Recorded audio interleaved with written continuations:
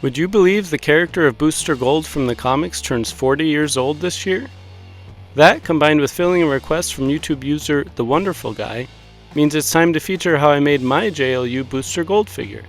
I'm pairing him with the bald version of John Stewart because of the in-episode joke of people referring to him as Green Lantern all the time. With that cleared up, let's start on Green Lantern first. Nope, make that Booster Gold's recipe. My first plan to tackle Mr. Carter was to use leftover parts from a BTAS motorcycle Batman's legs and a Green Lantern torso. That torso seemed a little too big for Michael once I saw an alternate better option with Deathstroke. I could even use the full figure instead of combining any parts like I might usually do. That other recipe ended up going to a wilder JLU cat, but that's the subject of a future video. The only thing we need now is a different head. The most obvious choice to me came from looking at the shape of his goggles and immediately recognizing our favorite fodder figure. Say it with me, Gods and Monsters Batman. Yep, he's getting used again. Oh, and Deathstroke has weirdly tiny hands, so I'll be swapping those out with a pair from BTAS Batman. Alright, let's head down and get a closer look at his modifications. The first thing to change on Deathstroke will be removing all of his extra bits that Booster Gold definitely won't need. Heat him and remove his bandolier, scabbard, belt, his gun and knife holsters, and his boot cover things. It's really nice that we can just remove those instead of dremeling in case we want to use them on someone else later. Next, we'll want to reshape his gloves. To do that, heat him up again, pop his forearms off, then dremel the points of his gloves down. The inside of the forearm goes away pretty much entirely and the outsides need to be rounded off. Dremel off his thigh and bicep straps, his choker collar, and then you're ready to open up some epoxy sculpt. Some notable additions we'll need are his new collar, chest lines and star, wrist cuffs, and new boot tops. I'll start with filling in or smoothing out any areas that the dremeling may have accidentally hit. His right thigh is a big one, and then so are the areas above his boots and below his knees. I tried filling in his waist to cover where his belt was, but then ended up taking out his waist entirely. I eventually went back and smoothed it over all the way, and I do like the unbroken look quite a bit. Next, I'll add his rounded looking wrist cuffs and then start on his chest details. I'm keeping with the aesthetic that DCC established where hard color lines and chest symbols are slightly raised instead of just painted on like Mattel did. This actually helps with painting later because then you have different heights as your paint definition lines. Anyway, sculpt the diagonals that curve up to and around his shoulders and on his back. Smear any of it with water to blend in the transitions, wait till they're cured, and then add the negative shape of his star. I had to do it a couple times since it's such a recognizable geometric shape and I wanted it to look right. I kinda just assume it's a hole there since it's shaded black instead of lighter highlights of blue. For his boots, I wanted to retain the twist there, especially after accidentally snapping his left foot off at the ankle, so I'll use green stuff to form the curved outside shape, but put down a piece of cellophane underneath it so the green stuff doesn't stick to the figure. If it works, I should be able to slip it right out and then dremel any of its thickness down. It did! Nice! I'll be using that trick more often, I bet. I mentioned his broken foot. To fix it, I'll epoxy over the joint all the way around and then dremel and sand after it cures. You know, I kinda actually like the look of the seamless rubber fireman's type of boot there. It's a throwback to Mattel too. I think I'll make the right foot match now. Oh yeah, those look really good like that. Up to his head, disc dremel off the bat ears and a little off the top of his head and then sculpt over the goggles for more rounded joined eyewear and then cover the sides of his face where his mask goes down. Throw a little more epoxy on for his popped up hair and the curls that hang down, and lastly don't forget his collar. Roll some epoxy, pull it up, curve it over, and then smear it down underneath. Okay, come this way to see what paints I used on him. Booster Gold's colors are implied in the name, but he's primarily blue and gold. I'll absolutely be giving him his shiny cell shading, so that adds a lighter yellow and a black. Then his blonde hair and skin color. With that said, let's start with pink. You heard me right. I got the tip from friendly Instagram customizer Invincigaz quite a while ago and I finally remembered to use it. Go check out their work. Anyway, legend has it that a base coat of pink under yellow will improve both the coverage and the quality of your yellow, so I'm going to try it here. While the pink dried, I went to the first coat of blue. I put on one more thin coat of pink and then it was time to try the yellow. Sure enough, it works great. I'll do another coat or two of it and then move to the darker tan color to simulate the shiny shading. Always start with your lights first and then add your darks so you're not painting small strips of a lighter color over a darker one over and over and then messing up the shapes. It's far easier to shape with the darker color once or twice over the lighter one instead. Do that all over his yellow parts and then we'll apply the same process to his blue parts. Booster has a lot of dark shapes forming his muscles using black, so we'll do the same and try to replicate them as best as possible. Alright, looking really good. Up to his head, surprisingly his goggles don't have a true shine on them, they just kind of split them in half with the shadow underneath. I'm kind of curious to see what a traditional thin diagonal shine might look like, but I want to keep him looking like how the show portrayed him. Paint some skin color on there, some blue and black, and then his hair. Lastly, a little black pen for his smirk and he's almost done. Oh, I almost forgot his hands. Deathstroke has really tiny fists like I said earlier, so I'm swapping them out for an open-handed BTAS Batman on the left, and then I have a different idea for the right. Booster needs to show his arrogance a little more, so I want to give him his thumbs up in his right hand. To do that, I noticed the Gods and Monsters Batman has these kind of odd-shaped hands that almost resemble a thumbs up.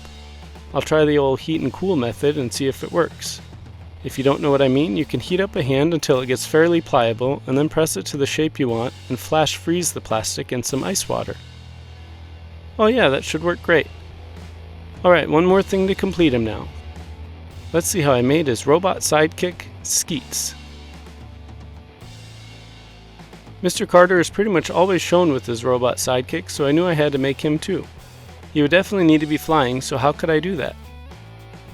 As luck would have it, this Deathstroke torso still has a hole in his back from the sword sheath, and that gave me an idea. I could plug Skeets into his back with a bent clear rod of some sort. As luck would also have it, I bought an assorted lot of clear stands off of eBay a few months ago, and this multi-jointed arm was a part of it. I took a segment out of it, and it was going to be about the right size. This would allow a little bit of articulation for Skeets now with the double hinges. Perfect. I thought about making him removable, but figured I'd always have him plugged in and hovering over Booster's shoulder, so I just sculpted some epoxy right onto that peg. Once I had his base body formed, I drew, cut, and glued some fin-shaped styrene pieces onto him. I started with paper and then traced the shape onto the styrene and then duplicated them twice. Prime and paint him with the same pink and golds we just used on his master, and then add the black and red eye with the little white glare. Plug him in and they look really awesome together. They're ready to travel through time and mess things up. From fake Green Lantern to the real one, let's see what I did for Bald John Stewart. My recipe for John isn't as simple or straightforward as you might expect. While I did grab DC Direct's John Stewart figure, I had a few issues with him. The biggest problem was that it seemed like something happened to his head in production or something, because he's very flat and squished down on the top of his head for some reason. If you've seen my Justice League repainting video, linked above, then you know I corrected his head and he looks so much better now.